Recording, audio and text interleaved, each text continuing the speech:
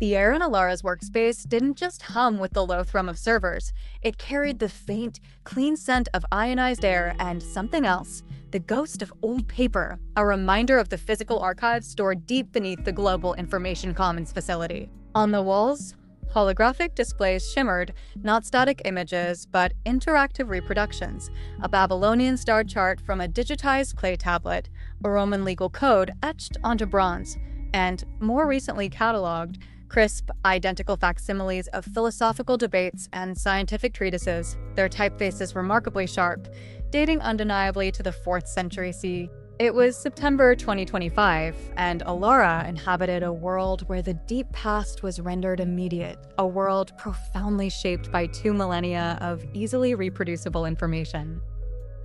This alternate history wasn't a sudden, impossible leap. It was a synthesis born from the fertile intellectual ground and existing technologies of late antiquity. The screw press, a common sight in vineyards and olive groves, provided the necessary mechanical force. Treated animal hides, parchment, and vellum were standard, durable writing surfaces, and the intense demand sparked by the new reproduction method accelerated the development and adoption of early forms of paper, perhaps through parallel innovation or quicker transmission of techniques from further east. Metallurgy was sophisticated enough for crafting small, precise objects. The genius lay in combining these, creating durable, reusable, movable type, initially from robust ceramic or hardwood before evolving to cast metal alloys, and adapting existing presses to apply consistent pressure for printing on treated surfaces. Alara often lost herself in contemplating those early innovators in Alexandria, Pergamon, or Rome. What drove them? Imperial decree? The urgent need to disseminate standardized religious texts across a vast, unifying faith?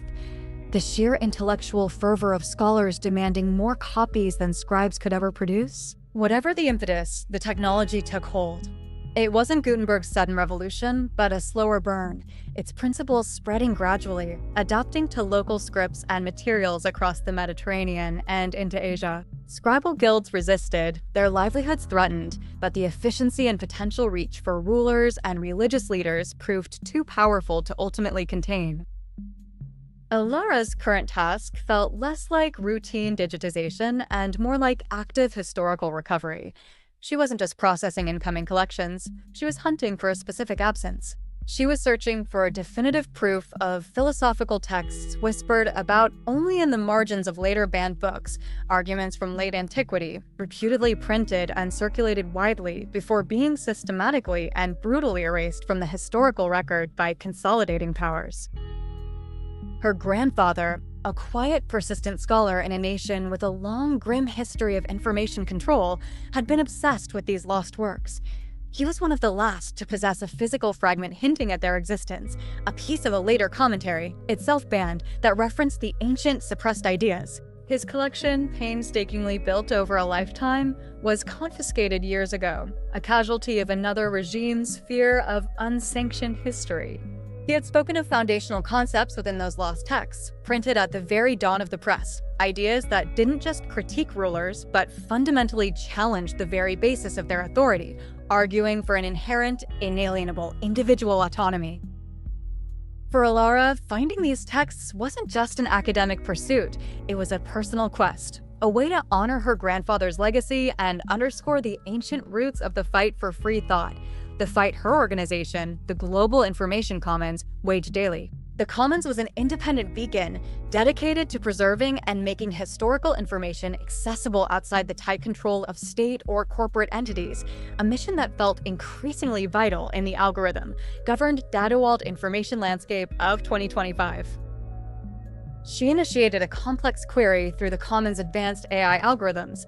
These weren't just search engines, they were sophisticated analytical systems trained on identifying the subtle patterns of suppression across millennia. They sifted through petabytes of data, not just text, but chemical composition scans of archaeological artifacts, spectral analysis of ancient inks, cross-referenced historical accounts, even tracking anomalies in data flows salvaged from compromised state archives or recovered from digital darknets, looking for the telltale signs of deliberate historical erasure. The AI was looking for ghosts for sudden, inexplicable gaps in publication records from known early printing centers, for unusually vehement refutations in official doctrines that cited no specific source text, for faint, unexpected chemical signatures on archaeological finds consistent with ancient inks or metal alloys used in early type. Hours blurred into a caffeine-fueled haze of false positives and digital dead ends. Mentions of unrelated philosophical schools that simply use similar terminology. Chemical traces on pottery shards that turned out to be mundane mineral deposits, not ink residue. Corrupted data blocks in ancient library manifests that were just storage decay, not deliberate deletion. Frustration gnawed at her, a familiar companion in this work. She ran a hand through her short-cropped hair, her eyes, usually bright with intense focus, momentarily dulling with fatigue. The sleek, minimalist workstation, designed for maximum concentration, suddenly felt isolating, a bubble of quiet determination against the vast, indifferent ocean of data. Anything back from that deep dive on the Pergamon sector? A voice cut through the quiet hum.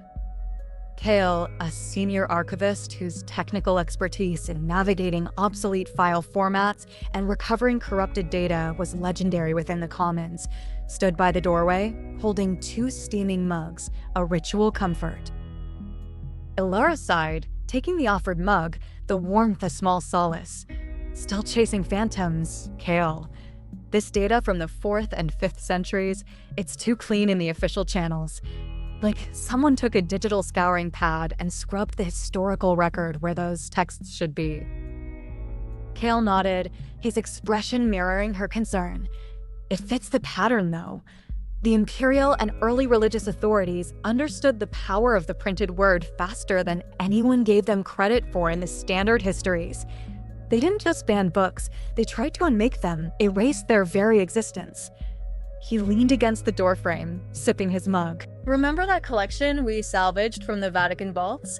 Had entire print runs of heretical tracts essentially burned into the metadata. Just the titles and condemnation dates surviving, the content itself digitally incinerated.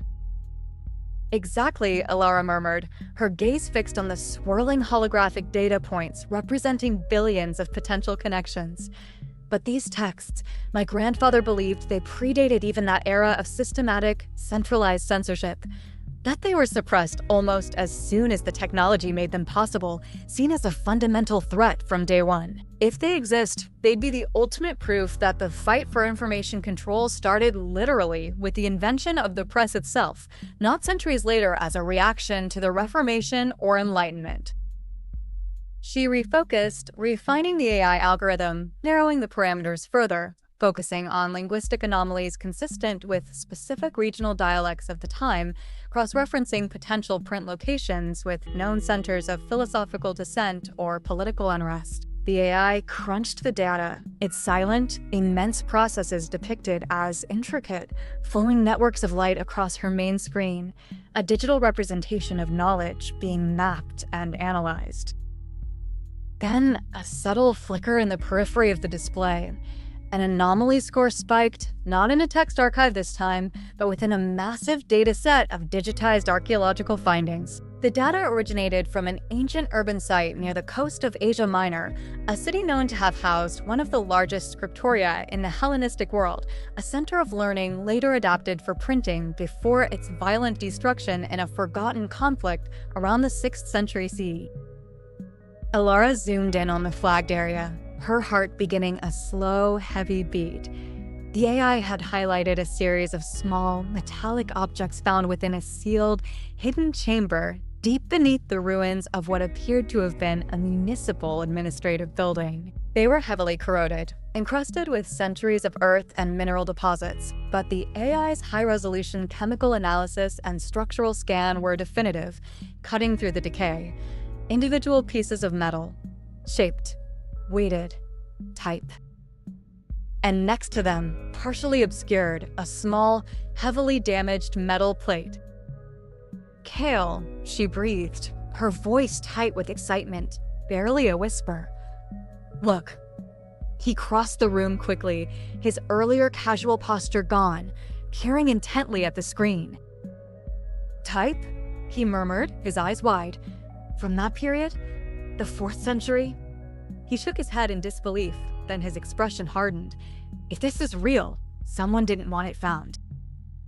Almost as if his words were a trigger, a silent alarm flared on a secondary monitor Alara kept for system diagnostics, a series of rapid, low-level access attempts, probing the security of the archaeological dataset she was currently accessing. They were sophisticated, masked, bouncing through layers of proxy servers. Not random noise. Targeted. They see me, Alara stated, a cold knot forming in her stomach. The digital watchdogs, the automated sentinels of the powerful entities who controlled the vast majority of information flows in 2025, had noticed her digging too close to something they deemed sensitive.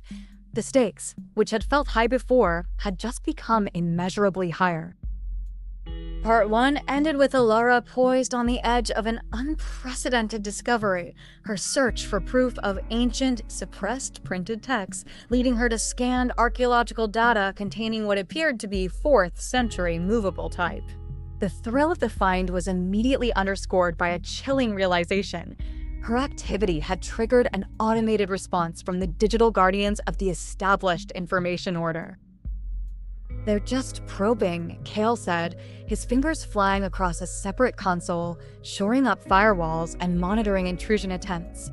Standard protocol for unusual access patterns on classified historical datasets means they know someone is looking at something sensitive, not necessarily what yet. But we're on the clock now. Alara nodded, her focus already shifting from the external threat to the intricate puzzle before her. We need to analyze this type. Reconstruct it. Fast. Before they figure out what we have and lock down the source permanently, or worse. The worse hung unspoken, not just digital deletion, but potentially physical threats to the Commons facility or its personnel. Their independent status was tolerated only as long as they didn't uncover truths too inconvenient for the ruling powers. Collaborating remotely with the Commons Global Network of Specialists, linguistic scholars who specialized in obscure ancient dialects, archaeological data analysts who could differentiate tool marks from corrosion patterns, historians who understood the political and religious currents of the 4th century CE, Alara began the painstaking process of analyzing the scanned artifacts. The metallic pieces of type were heavily corroded, their surfaces uneven, the characters often obscured. Using advanced 3D rendering software, they digitally removed layers of sediment and decay, reconstructing the likely original forms of the characters stamped or cast onto the tiny metal blocks. As they worked, Alara reflected on the history this discovery represented. The conventional timeline in their world acknowledged the early printing press, but often downplayed its initial impact, focusing on the later European explosion of print in the medieval period, their equivalent of the 15th to 16th centuries, but built on centuries of prior print tradition. The narrative was that printing was initially a tool of elites, states, and churches for control and standardization, with widespread dissent and diverse publication coming much later. Her grandfather had always argued this was a sanitization of history, that the potential for popular dissent was inherent from the start, and therefore the suppression of such dissent must also have begun immediately. The metal plate was even more challenging. It was fragmented, badly pitted. The etching was faint, almost invisible to the naked eye in the scan. They employed spectral analysis, bouncing different wavelengths of light off the surface to highlight variations in chemical composition left by the etching process. Slowly, painstakingly, lines and curves began to emerge from the digital noise. She thought about the accelerated pace of history in their world, scientific ideas verified or discarded faster because findings could be disseminated and replicated, philosophical debates gaining broader traction centuries earlier, religious movements experiencing faster growth and faster fragmentation due to the rapid spread of diverse interpretations. Political pamphlets inciting revolt appearing centuries before movable type in our world made them feasible. This earlier information ecosystem had created a society with a deeper cultural memory of both the power of shared ideas and the constant threat of their suppression. It was why organizations like the Global Information Commons existed, a direct product of a millennia-long push and pull over information control. Days blurred into nights. The digital probing of their systems intensified. Firewalls repelled brute force attacks, but the attempts were persistent, intelligent, adapting. Kale and his team worked tirelessly in the background, a silent digital battle raging while Alara focused on the ancient script. They were trying to distract her, to disrupt her access, perhaps even to remotely corrupt the archaeological data source itself if they could breach its security protocols. Finally, the reconstruction was complete.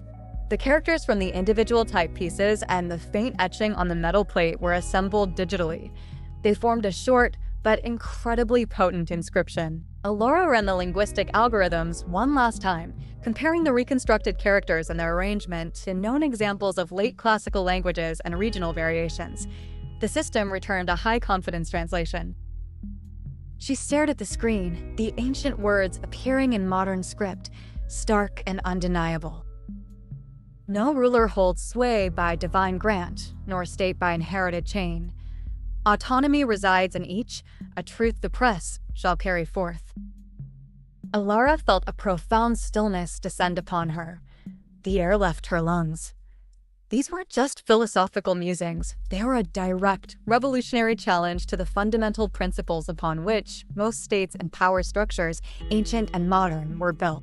An assertion of inherent individual liberty, printed and circulated in the 4th century CE, 1,000 years before similar concepts gained widespread currency in our timeline's enlightenment. This wasn't just a historical curiosity, it was a rediscovery that could shatter established narratives and provide potent historical precedent for contemporary struggles for individual rights against centralized power. She thought of her grandfather, his quiet conviction, the confiscated books. This was the truth he had glimpsed. The potential for liberation contained in reproducible text was recognized, articulated, and published at the very moment the technology allowed it, triggering an immediate, brutal reaction from those who benefited from controlling information. Kale, Alara said, her voice trembling slightly, not from fear, but from awe and the weight of the moment. It's translated. She read the inscription aloud. Kale was silent for a long moment, absorbing the words. By the stars, he whispered. They didn't just suppress those ideas, they tried to erase the fact that they were ever printed. Because they knew the genie was out of the bottle the moment the press was invented. He straightened up, his eyes hard. This changes everything. And the people on the other side know it too. The attacks are escalating. Red alerts flashed on his console. The probing had turned into a concerted effort to breach the core archives of the Commons, targeting the archaeological dataset Alara had been working with. They weren't just trying to block her, they were trying to destroy the evidence. We have to release it, Alara stated, her earlier hesitation replaced by fierce resolve. Now, before they can bury it again. Agreed, Kale said, already typing furiously. Simultaneous push to every node. Encrypted. Prepare the metadata with the full analysis and reconstruction data. Use the ancient networks, the distributed channels, the ones built precisely to bypass centralized control. He was referring to the resilient, semi-underground digital networks that had evolved over centuries in this world, mirroring the historical methods of circulating band-printed texts. Alara initiated the dissemination protocol.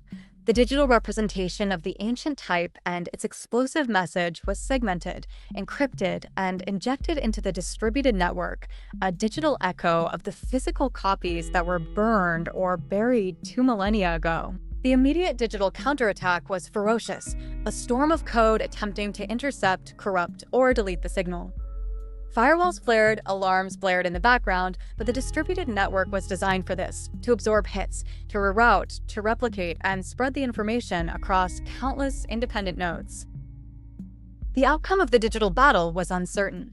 The power of the entities controlling information in 2025 was immense. But as Alara watched the data packets containing the ancient words begin their journey through the decentralized digital space, she felt a surge of hope. The fight wasn't over. It had begun with ink and metal, continued through paper and radio waves, and now raged across fiber optics and wireless signals. And thanks to a few pieces of ancient type hidden in a buried chamber, the voices from the dawn of the printing age were joining the chorus, reminding the world that the struggle for knowledge and freedom was a story thousands of years old, a story far from finished. The press, in its newest digital form, was indeed carrying the truth forth.